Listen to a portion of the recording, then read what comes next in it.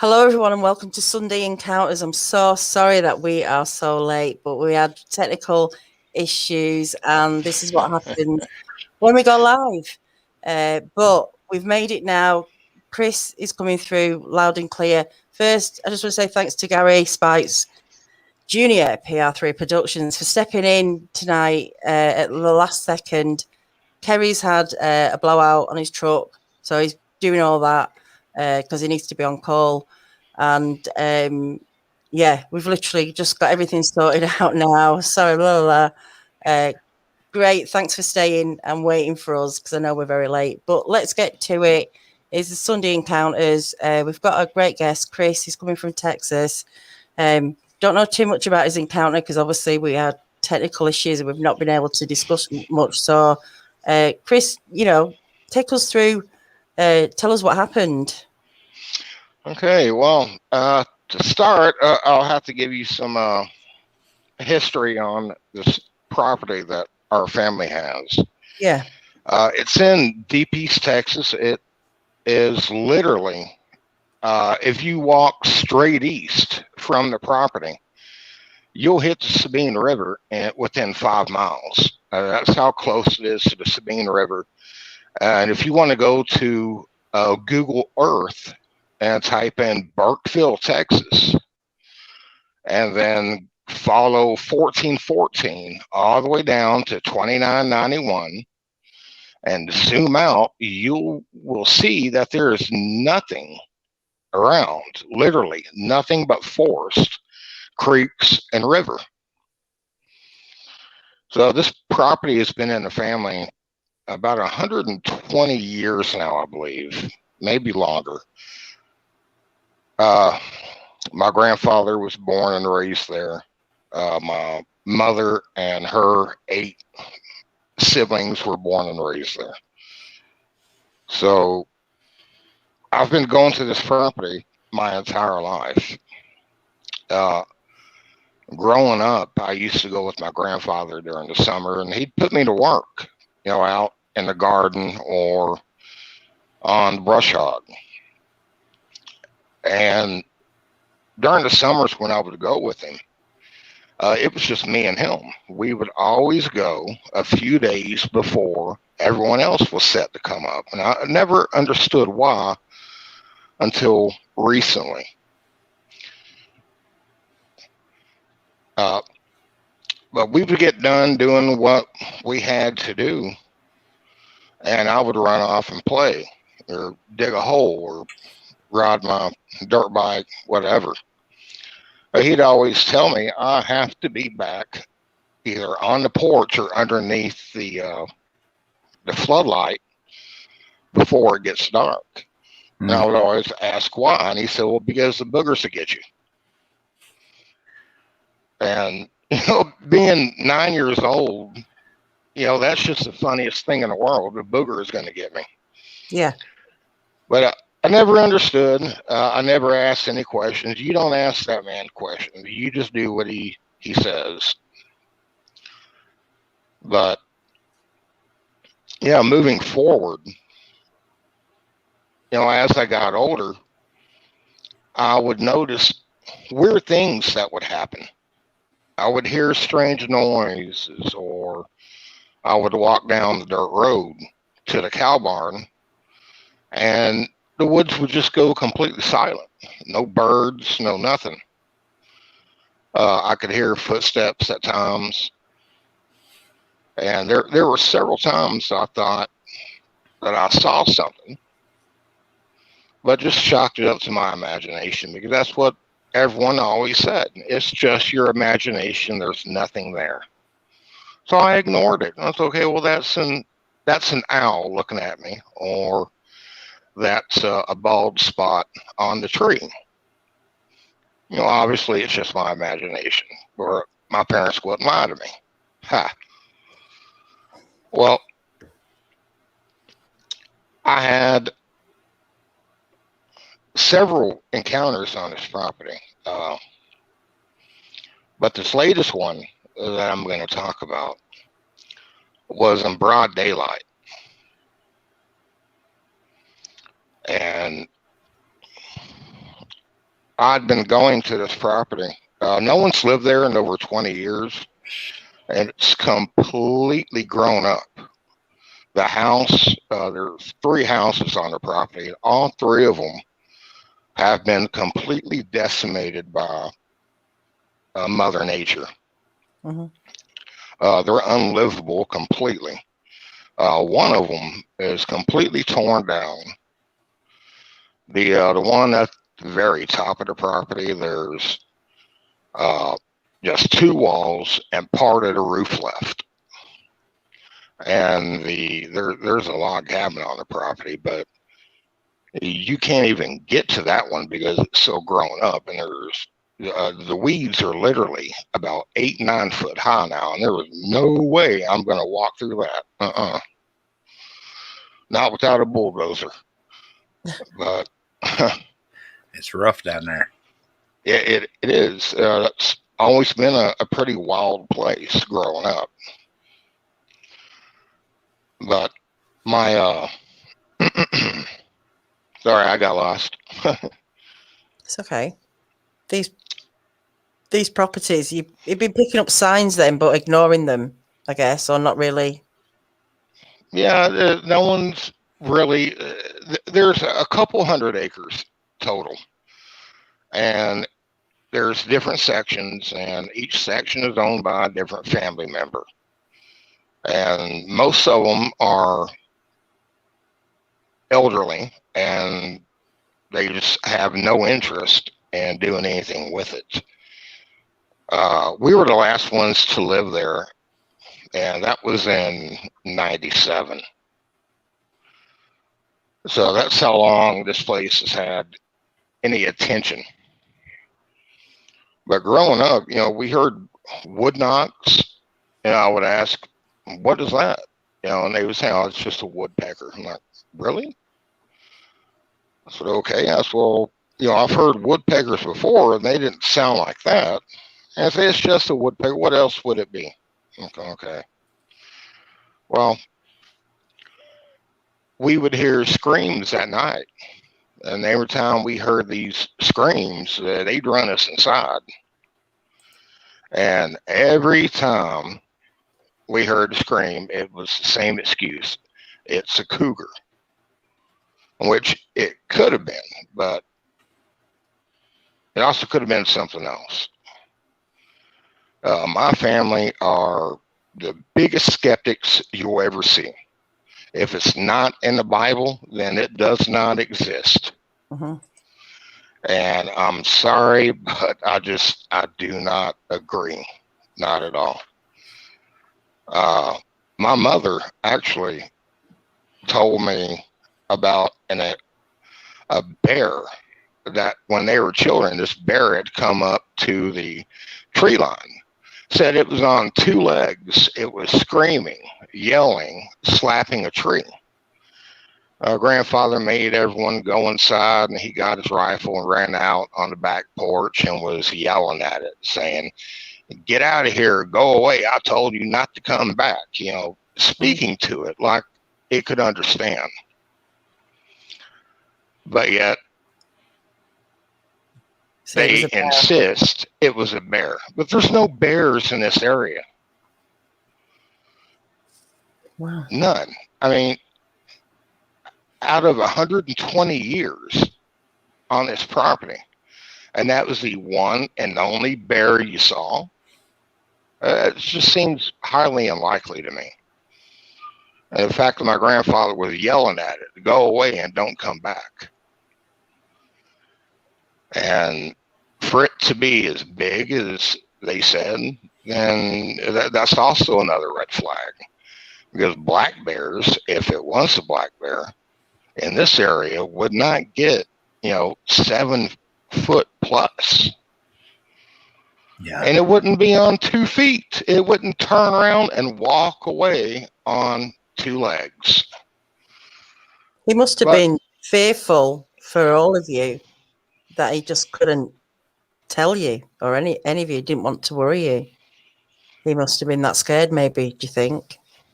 Well, possibly. I mean, man, we weren't scared of anything. We walked up and down that road midnight, 1 in the morning, barefoot. And there's only one floodlight, and that's up by the house. The rest of the property is completely dark. All you got is moonlight. So, but those are some of the things that have happened on the property. In, what was it, June of 2020, I started getting into the culture and started listening to some of these podcasts and shows about it.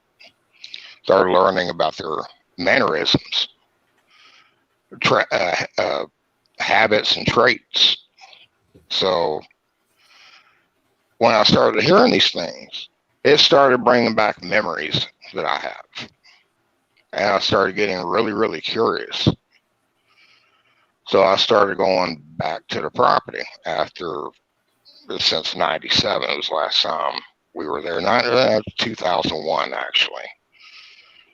But so I started going back, and it didn't take long to start seeing evidence, stick structures and prints, and just certain odors in certain spots where there should be no odor.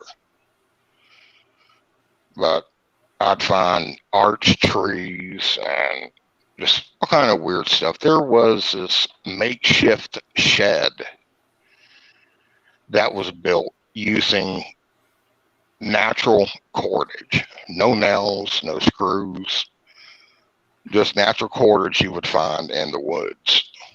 Kind of like a little lean-to. And inside of that was a pile of rocks stacked up. And on the other wall, there was just a big can. The entire wall was full of cans. Old cans that I haven't seen since the early 80s.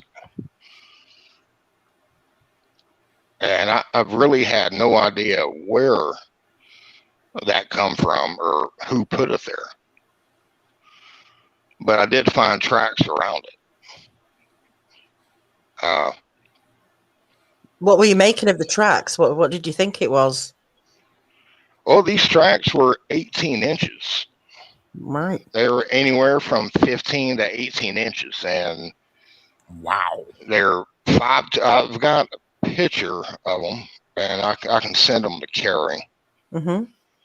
But, yeah, I mean, you couldn't see any dermal ridges, but you could see clearly the big toe offset and then 4 smaller toes. And I wear a size 14. I stuck my foot in it, and it completely swallowed my foot. Wow.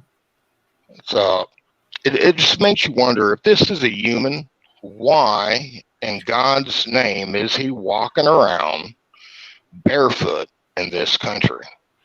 especially with all the snakes that are down there. Them things down there will bite your butt quick. Oh yeah. Timber rattlesnakes in that area are, oh my God, they get big. Mm-hmm. That's all I can say. They get huge. When we lived there, we would see at least one a week. And they are aggressive. So for a human to be walking around barefoot, that's just doesn't make sense. But yeah, so I'm conducting research, so-called research, in June, and we come into July of last year. I head up to the property, pull up, and my uncle is there. He's got a tent set up. I asked him what he's doing, and he said, well, I'm living here. He was having a lot of problems at the time when he was estranged from his wife.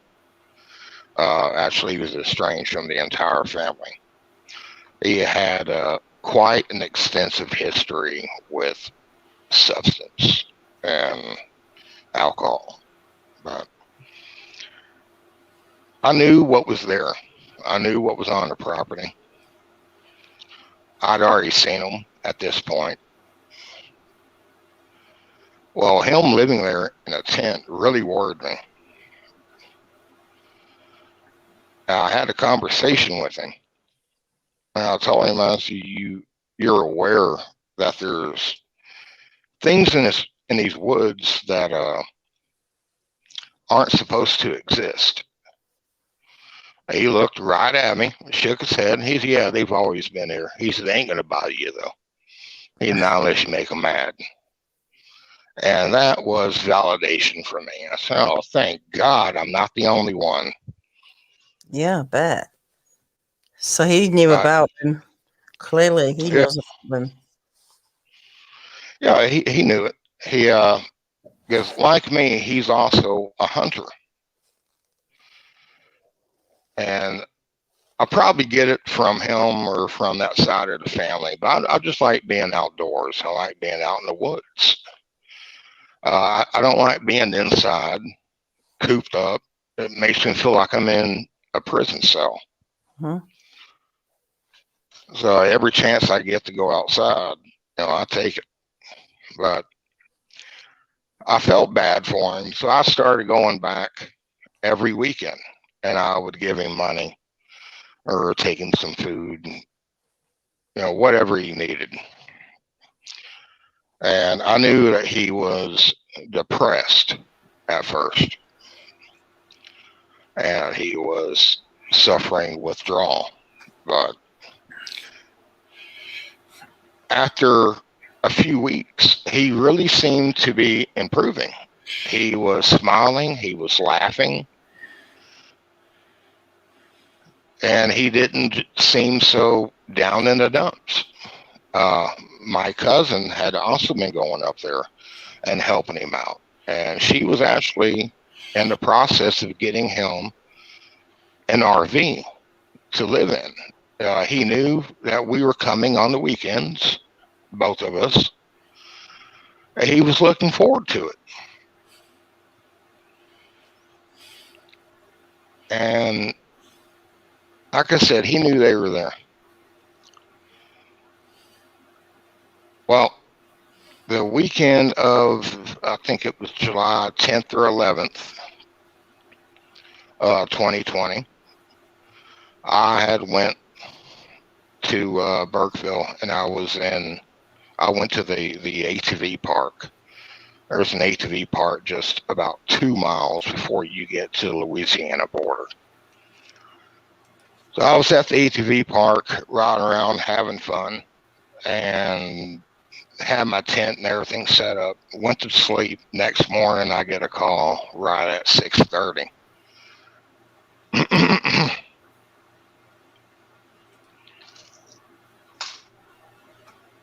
He was found dead. Oh, no. Excuse me. That must have been a shock. Yeah, quite. Yeah, he was found dead. The Deputy Willis was his name. It's the one that found him. So I got a phone call, and I was literally 10 minutes away, so I went over to the house, to the property, and talked to the officer. He told me it was an apparent and obvious suicide. I was like, how so? He's living here. He was alone. He'd been drinking. I see it all the time.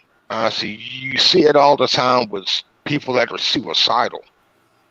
I was like, he wasn't suicidal. I was like, he was laughing. He was happy. He knew I was coming this morning.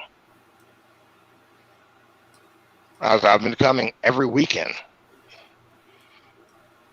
Things were starting to turn around for him. I said, so why would he go and commit suicide? It makes no sense whatsoever. He said, I've seen it hundreds of times, man. He said, I'm telling you. He said, when people decide that they're ready to take their life, he said, they're the happiest you've ever seen them. I said, that makes absolutely no sense. I've known other suicides, and there was nothing happy about it at all. So, but after some thought, I do believe he did commit suicide. But I believe that it was a forced suicide because his pistol was completely empty. Right. Usually, when people commit suicide, they will load one round in the chamber or the revolver, which is what he had. It was just a little 22 long rifle revolver. Every cylinder still had the empty round in it. So my theory is he come across them. He was maybe had been drinking. Who knows? He had come across them and fired at them. Realized it wasn't going to do any good, and he saved the last one for himself. Wow. So I mean, could you find any? Like, did you go back to the area? Could you find any casing? Yeah, there's. Well, it's a revolver, so all the casings are still in the cylinder. Okay. But the officer did tell me that all 9 shots were expelled. That he had shot all 9 rounds. Wow. As well, he certainly didn't shoot himself with all 9 rounds. He was shooting at something. The officer agreed. He was probably shooting up at the air, or maybe he shot his dog. I said, no. I said, he didn't shoot his dog. He loved that dog. Hmm. Who found him? The Forest Service actually found him. They went up there to start logging a section of that property. So they found him laying on the ground and thought he was just drunk, passed out.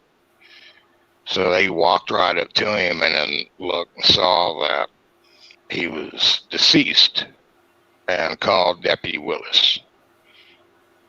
And then Deputy Willis, when he got there, he took his phone, and the only 2 numbers he had in it was mine and my cousin's. That's really sad, isn't it? Whatever's happened, what a terrible way to go. Yeah. Yeah. None of us really believe in the suicide ruling. Yeah, you would just have to know him. I mean, it is possible, yeah. But I think it was more forced than anything else. Before that period of time, I know that's real traumatic for you, but had he said anything about anything unusual happening on the property or anything? Oh, yeah, he had seen them, yeah. But he was under the belief that they're not there to harm you, they're just curious. He said, they've always been here. He said, we remember seeing them when I was a kid. So they've been there that long.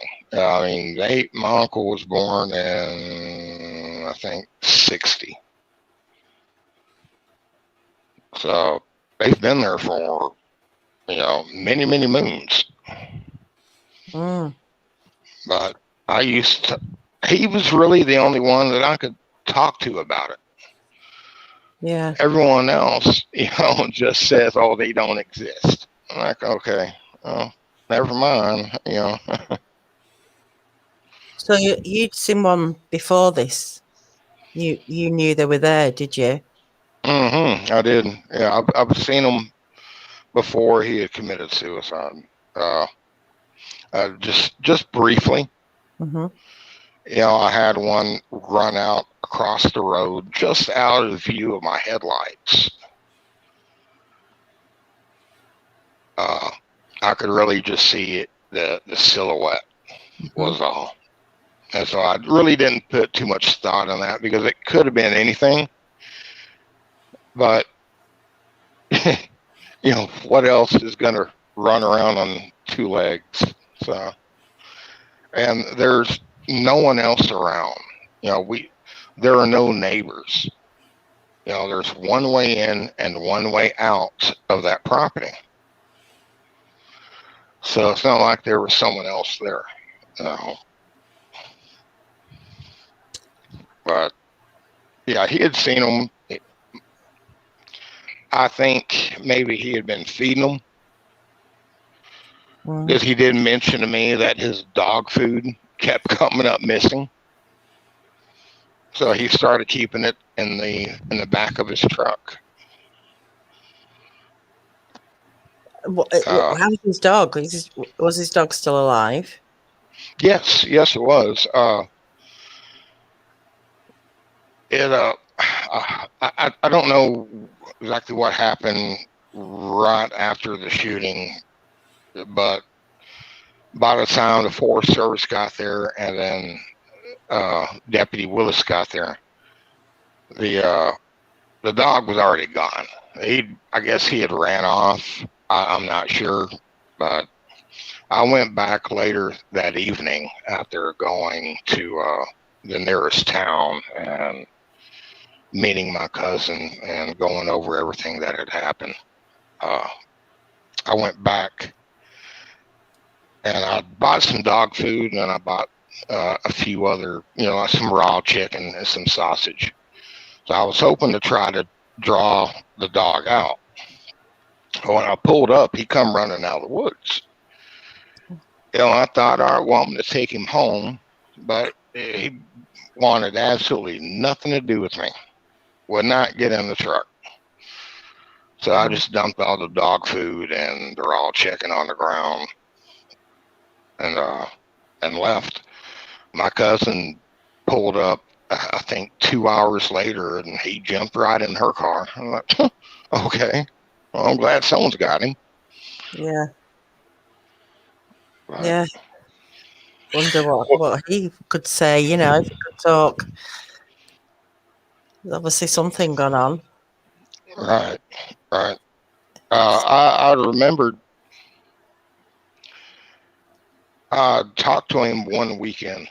Actually, the first weekend I saw him, when I was talking to him, he started looking around for the dog and got extremely nervous when the dog wouldn't answer him, when the dog didn't come within a few seconds of him whistling. And he basically almost went into a panic, calling for him. Then he heard him bark, and he starts yelling, "Get over here! Get over here! Come on, Charlie! Come on!" That dog finally popped out of the bushes, and he reached down and petted him, and he had tears in his eyes. So, I don't, I don't really know what's going on with that dog. I know he loved the dog, but which is unusual because he wasn't really fond of dogs before that, though. Well, sometimes when you're down, you find a friend in an animal that gives you something that you connect with, and they can be like your best friend, can't they? In dark times and become important to you. So. Yeah, I certainly know that to be true. Chris, I got a question for you. Of course, everybody knows about the Sabine thing. You know, I'm from southeastern Oklahoma and northeast Texas myself, and I've bow fished that river and the Trinity and all down through there. Plus, we do research down there. That is real thick country. But I noticed you earlier. You said that you actually had a daytime. Correct me if I'm wrong. You actually had a daytime sighting. Sure did. That was a month ago. Really? Month and a half. Could you tell us about that? Absolutely. Well, I hadn't been to the property in a while. I've been really busy at work doing everything else. So I went back, I was going to camp out and just see what was going on. Well, I get there and I set up and I get my ATV out of the truck and I'm riding it around. And I went down to, there's about a half a mile away from the house, or a mile, there's a old logging road. And if you take that old logging road, it takes you directly to the Sabine River. Mm-hmm. So I went down to the Sabine River. I took my fishing pole with me and caught a couple fish. I was trying to get some soft shell turtle, but no luck there. So I had to fish on the back of the four-wheeler in my dry box. I'm coming back, and if you're looking at the property from the road, to the left of the house, there is another old cabin that was owned by the only neighbor we had. And, he died, 20 something years ago. So that place has been vacant for the longest time too. But I'd cut across his property. And when I did, I could clearly see a pathway that someone had made from that cabin over to the house. And I thought, well, where did that come from? That wasn't here last time I was here. I would have saw it. Well, so I'd slow down and I was barely creeping along, looking to my left.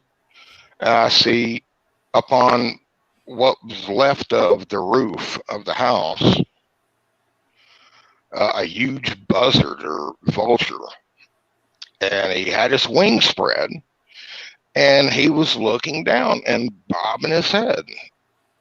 I looked and I said, what is that buzzard doing?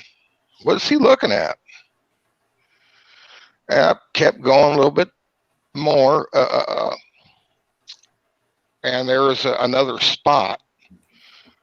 I was able to see through the trees and right through the inside of the house. And I saw what looked like a tan shirt just standing there on its own. And it just didn't snap to me what it was. It took me a second to realize. And what really caused me to pay attention to it was it had moved slightly. And when it did that, I snapped. And I said, oh God, no, please, no. And I turned my head and looked again, and I could see him crouched down, staring at me, watching me. He either had been there the entire time or he had snuck up on me. But yeah, I come off the ATV and yanked my pistol. I started screaming and yelling, which I'm not going to repeat here, and started firing. I emptied a couple magazines before I thought to get my camera out of the truck But by then, he had already ran off. Mm. He turned around real slowly and ran and was gone without making any noise whatsoever. And that freaked me out. Mm. Absolutely freaked me out. What'd the bird do during all this? I have no idea what that bird was doing. He was he was looking down, bobbing his head. I don't know if Well, he yeah, was trying to run it off or what, but I'm sure after you seen what you seen, you wasn't worried about that damn bird. no, I wasn't concerned about that damn bird at all. I mean, it could have had something there, some food, a kill of some sort, maybe. Or maybe that's what the bird had spotted as well. So you weren't firing at him, you were just firing shots to scare it off. Yeah, because it was gone by the time I got my sight picture. Mm. It was already gone. But I fired at it anyway. Just for dramatic effect. Yeah. Do you have any idea of maybe what size it was, or was you able to kind of glimpse that? As I know you was, there's a lot going on and he was moving fast, but yeah, I can kind of guesstimate. I mean, that property, as soon as you go up the driveway and you turn left and you're standing directly in front of the house, that is the highest point of the property. No matter which way you go from there, it's downhill. So I was standing up where he was exactly standing was probably a 3-foot drop. So he was crouched down, had his knees bent, and he was kind of looked like he had his hands on his knees. But when he stood up and straightened up, straightened up as much as he could, his knees were bent the whole time. Good grief. Yeah, he was about eye level with me, so maybe 8 foot. Wow. It just shows you don't have time to think, like you say. Camera, it's the last thing on your mind, I guess. Yeah, see these things, and it happens so quick. Yeah, and I don't even remember getting off the ATV, but I was standing there. I turned around and looked, my ATV had hit the back of my truck. I'm like, okay. I'm like, well, I'll fix that later.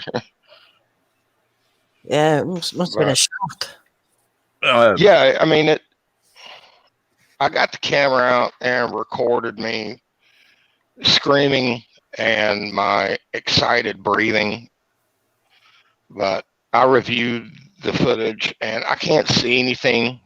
I've got a buddy that says that he saw something, but I don't see it. I think maybe he's just telling me what I want to hear or what he thinks I want to hear. But yeah, I did get the AR-15 out and act like an idiot with that too. But it put a fear in me that I've never felt before. I've seen them before. I've had other encounters with them, but it was at a distance. This was 15 yards behind me, 10, 15 yards behind me. So if he really wanted to hurt me, he could have at any point. And I'm really just wondering why he didn't. And the look that he had on his face, it wasn't shock. He wasn't shocked to see me. And he wasn't shy. It's like he wanted me to see him. Creepy, though, that he was crouched down. So had he not moved, you wouldn't have... had he not moved, I never would have saw him. Mm. He moved his head ever so slightly, and I caught that movement. If it wasn't for that buzzard, I wouldn't have ever have saw it, and I probably would have walked right in on him because I was actually thinking about walking in to the house and just kind of looking around. So I would have walked right in there with him, and God knows what would have happened then. Mm. And that's what frightens me. And the whole point of me reaching out to Carrie was to elicit help, trying to get rid of these things. Because, like I said, it's not the first encounter. There was another encounter I had, but I can't talk about that one because it caused me a lot of mental harm. Okay. I mean, I'm just now starting to get back to being normal, or my version of normal. Mm-hmm. You know, I'm just now able to sleep a full night. Yeah, that's. I'm sorry to hear that. You know, people don't realize the impact of seeing these things, and What it'll do to you. yeah, Yeah. Gary knows as well. You know. I had a face-to-face encounter in 2016, and I'm still trying to get over it. I mean, it literally terrifies me, even to this time. I have trouble sleeping at times because of it. Yeah. Carries Jesus Christ, help me. Take your time. Yeah, I started thinking about that. And yeah, I don't like to think about that one. I just kind of want it to. I wish I could erase it from the time-space continuum. Yeah, it's I a wish lot. it never happened. It was the worst thing that's ever happened to me. That's a shame. You know, go ahead, Danielle. I'm just saying, you know, there's just, you know, you need support. You know, we need to give. This is what we're here for. There's a lot of people I know tonight will be sending out prayers to you. Thank you. Because it's such a lot to deal with, and people just don't realize. And there's not many places you can go to talk about it. And talking will help. And I know it's not easy, and we're not asking you to do that now. But you know, we're here to listen anytime you want to talk about it. Absolutely, because I can personally say that talking about it when you're ready, not before, because if you talk about it before, it draws it out and makes it even more terrifying. But when you're ready, when you talk about it, it helps. And Carrie is one of the good ones to listen to, and you can feel free to contact me if you if you want to talk about it in private. It is a terrifying experience. I have a hard time because of my experience when people say that they want to see one. You know, I will have an unseen mind. You know, no, you don't. Yeah, you don't want to see it.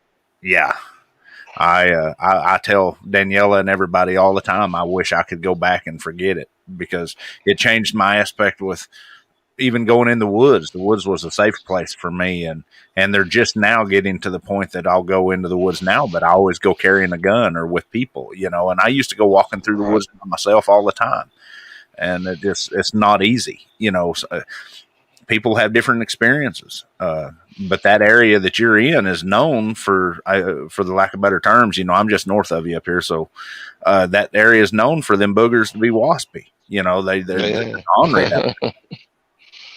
Yeah, Newton County has a history.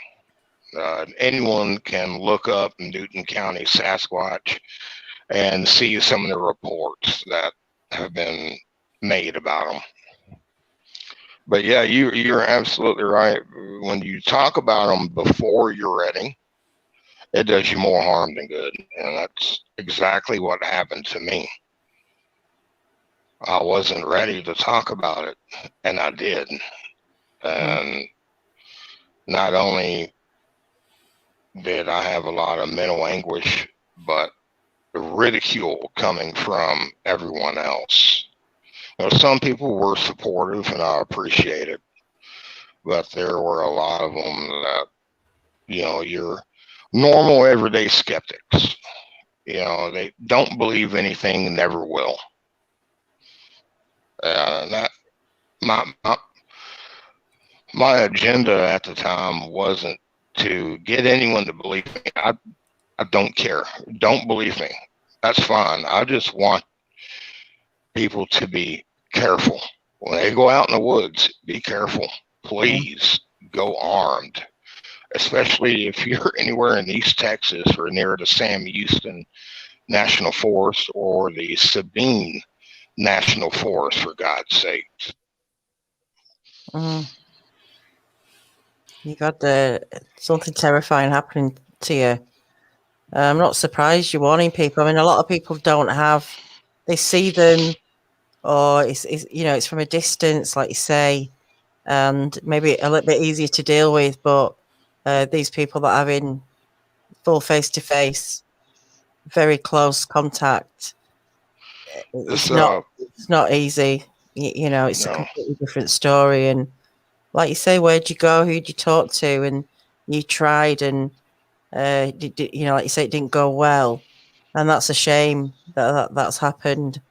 But it's one of the most difficult things to talk about to people who don't get it, or just don't. It's not even on their horizon. They don't even think about Bigfoot. It's really difficult. But I hope you know that now there's a place here, like Gary says, whenever you're ready, is to definitely talk about it. Not even online privately with anybody here, because it will help you. And you might not feel that now, but sharing a problem, sharing it will definitely give you some a bit of relief anyway. I'm sure Gary will back that up. Oh yeah. Oh yeah.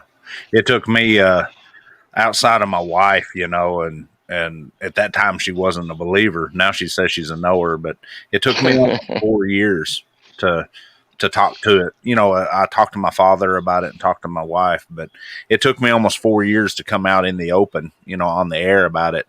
And that was literally just not very long ago. And just a few months ago, I came out about my experience. Miss Daniela got me hooked up with, Carrie and Mr. Larry Batson, and we discussed it, and it actually helped me. It really gave me some closure on some issues. Hearing people analyze it from an outside source, and my encounter was similar to yours. I just seen it and it took off.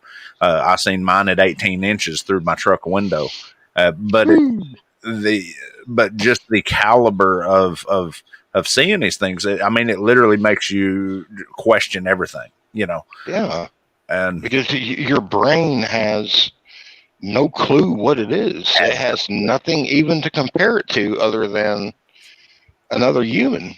But you look at it, and that's not a human. Absolutely. Literally, you will feel the chill run down your spine. And, anyone out there that says they want to see one, no, you don't. Be careful what you wish for. Exactly. That's what Wes Garmer has been saying. Be careful what you wish for. And I spoke to him about my other encounter. And like I said, I was not ready for that. I wasn't ready for the ridicule, for the backlash. If it wasn't for my lady friend, I never would have said anything at all to begin with. It would have went to the grave with me. But she wanted me to talk about it because I have a habit of bottling everything up. So her words were, "You're going to have an explosion of biblical proportions, and it's going to be directed at me." And I said, "No, I'm not." She said, "Please just talk about it." I was like, "Oh my God, if you'll leave me alone, fine. But and it just made things worse. Yeah, you can't control it when it blows. You know, when you hit that threshold, it doesn't discriminate. It'll go to anyone who's in close range, unfortunately. And that's what it does. You know, it bubbles away, it eats away at you, and it's not healthy. You know, I know it's hard to talk, but you know yourself. Ultimately, in the long run, Yeah, you're torturing yourself doing it in a way. right. And they have support groups for cancer survivors, for PTSD and war fighters, but they don't have any support groups for victims of Sasquatch encounters.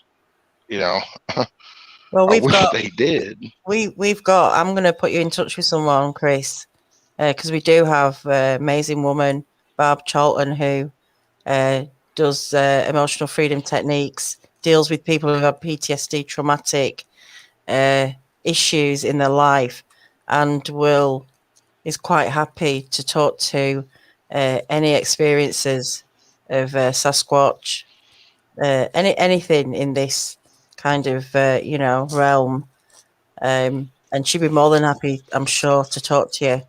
Okay, If you want great. to, I'd be happy to put you in contact with her, and hopefully you might be able to help. Yeah, absolutely. Kerry, she's helped Kerry. Kerry's learned some techniques off her, and he can definitely vouch for how it's helped him deal with things. So I think every little helps, and people that are on the same page is definitely what you need, to get you through this. Yeah, I mean, I'll take any help I can get. Yeah, I would really like, more than anything, just to get rid of these damn things. I mean, but I have no clue how to do it. I thought gunshots and fires would do it. Nope. I put out some trail cams. I thought that may do it. Nope. That didn't work either. The trail cams have come up missing. Go on. Go ahead. No. Go.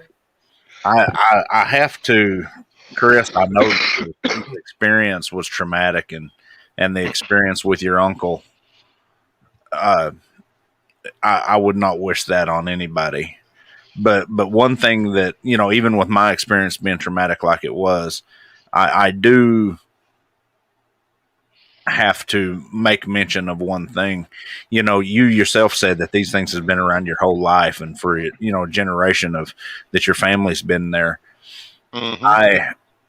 I am a pro advocate for, unless something that your uncle told you, maybe depending, I don't know. And we could discuss that later if you wanted to, but so far I've not heard a whole lot about aggressive reports, but I will tell you that in that country and in that area, that them things, that's their home range. They've been there a long time. And I know you want them gone, but if we could advocate a mutual respect, and there are guys down in South Texas that can help you do that, maybe pushing boundaries, this is my area, that's your area, because we're having to do that in southern Oklahoma at our family farm. Also, they've been there over 100 years. It might be kind of hard to push them completely out, if you know what I mean, because they consider that their property, Exactly, and that's what I was about to say. Yeah, they've been there as long as I can remember, as long as my uncle could remember. And I think the problem is because there was no consistent human presence for over 20 years, that they think it's theirs now. And we coexisted one time before. And I don't want them dead. I don't want to kill them. Thank you. I will if I absolutely have to. Yeah. But that's not, my agenda there. No, they're too. They have some humanity in them. There has to be some humanity in them. And if there's some humanity and you murder them, then essentially you're murdering a human in my eyes. I thank you. I totally agree. So, like I said, we coexisted one time before. They knew their boundaries. They knew what lines they could cross. They never really messed with us. They would open the back door to the house every now and then, because I'd wake up in the middle of the night to go to the restroom and the door would be open. Wow. And we had a habit of making sure that door was locked and shut every night before we went to bed. Because Mom said growing up that they used to wake up with that door open. So she made sure that someone shut and locked it. We've had stuff thrown at us every now and then. I guess maybe we got a little too close. But other than that, there's, they possibly killed one of our calves and a couple hogs. And we had a couple hogs get out of the pen. Well, Grandpa says they got out of the pen and ran off. But usually with hogs, what happens, if one gets out, the others will too. But all the other ones were still in the pen. There was one missing and no sign of it. So, very possibly it could have been one of the boogers that got it. Yeah. Just going back to the shooting, I guess, when you're scared and on the spot, it's a natural reaction maybe to grab your gun, isn't it? And if that's not the best thing to do, it's that's a problem, isn't it? Is how do you get the message across? How do you deal with things? I mean, I don't have answers, unfortunately, but I'm feeling what you're feeling. That it's situational, isn't it? If they're right there in front of you, what are you going to do? You're going to think about protecting yourself. It's not like a bear. You can't make yourself bigger and start yelling, "Get out of here, bear! Get going, get!" They're not going to respond to that. If they do, it'll be laughter. So it's a finicky thing. Like you say, that property's been empty so long, and ultimately it's always been their land, hasn't it? For days before your family was around, that will have been their land, and by just not, like you say, not having people on there, they've taken over, or they've claimed it back maybe, or tried to. Someone in the chat, who's Jimmy, said make a peace offering, like make a deal, like Gary says, is to come to some sort of understanding agreement. I don't know how you do that. I'm sure Gary will might have some tips or suggestions. This is something that I've been thinking about day in and day out, and if I could figure out how, I would. And I think that was the mistake that I made in the very beginning. I thought I could make a peace offering and draw them out and feed them. And that's something I do not like to admit or even talk about, that I was taking raw brisket, raw chicken. I even killed a feral hog and left that for them. Was that prior to the situation with your uncle, or after? That was prior. Well, two things that comes and that sends red flags for me is when they're coming up and opening up your back door. That's pushing the boundaries because they know that that's your domicile. Right. And then the next thing that kind of catches me is like you saying with you feeding them and stuff. You don't live on the property now, so there's not a permanent residence there, right? No.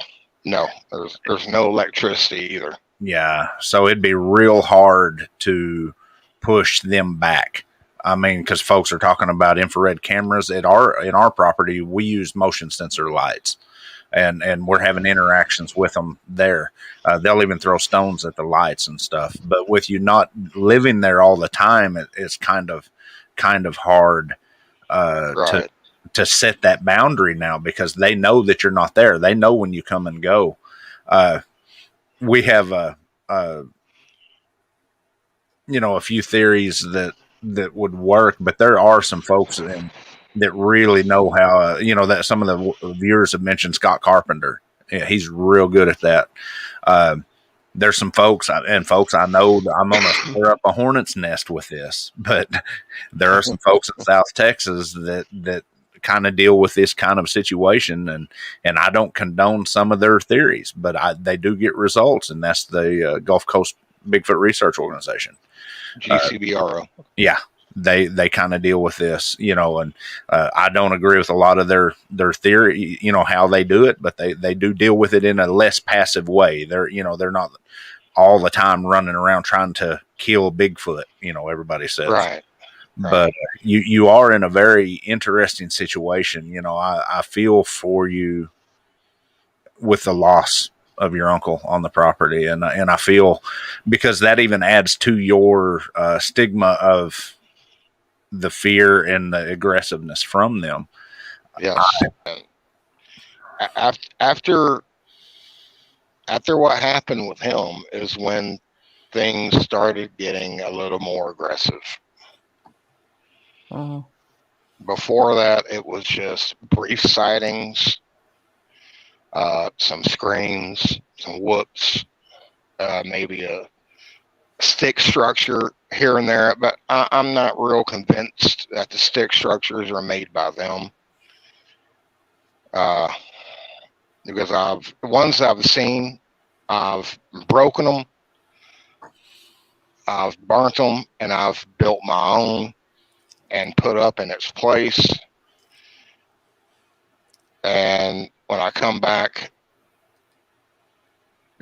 my stick structure was burnt as well. So I don't see that a booger carrying a Bic lighter around. Now that's interesting. That is. And the other thing, like you started at the beginning, you love nature, you love going out, and to have that pleasure taken from you is a real shame. Because there's nothing more, amazing to love the outdoors. It costs absolutely nothing, but when you appreciate it, like yourself and Gary and I love just going out in the woods and just out in nature. It's an amazing feeling, and that can't be nice to not be feeling that anymore. A fear of it. Right. If you're looking over your shoulder all the time, it's not a good place to be, is it? No, it isn't, because I absolutely love this piece of property. I was raised there. I've been going there my entire life. It's home. And I would like nothing more than to be able to move back. But with everything that's happening, it's left a bad taste in my mouth. I'm ready to just wash my hands of it. I don't know what else to do. Well, Chris, I tell you what, I do have a acquaintance that's in your area that is he is really a no nonsense researcher. I mean, and he will come in and tell you, what he thinks it is. and I could put you in touch with him. He's not very far from there. He kind of flies solo. He stays out of the community, but I think I know who you're talking about. He's a great guy. He's a great guy. He runs in my area also. He travels all over, but okay. Yeah. Well, look, we can talk after the show. Yeah. You hang on there, Chris. Okay. We've come a bit over the hour because we started very late, but that's fine. Really appreciate you coming on and sharing. Thank you. Thanks for having me. It's important that people do it, and I know it's a tough one to do, but it all helps, and we're going to try and get you some help as well. So, like I said, appreciate that. You hang on there, Gary. Thanks again for stepping in at the last second. I do appreciate you coming on with me tonight. That's what I'm here for. Thank you very much. Guys, thanks for hanging on tonight. I know we started late, but I'm glad you all stayed. We'll see on Wednesday for the researchers report, and it's our 200th show, so we'll be having a mix of people coming on. And on Wednesday after the researchers report, we're doing a members only live stream. We're giving away some t-shirts and mugs, not mugs, hats, I think, and wristbands. Kerry's got it all. And we're going to have Vic Cundiff on. So I hope you're all going to join us for that. There'll be a post in the community tab where I'll be announcing that and putting the link to the show there for Wednesday. But until then, everyone, take care, and we'll see you all soon. Good night.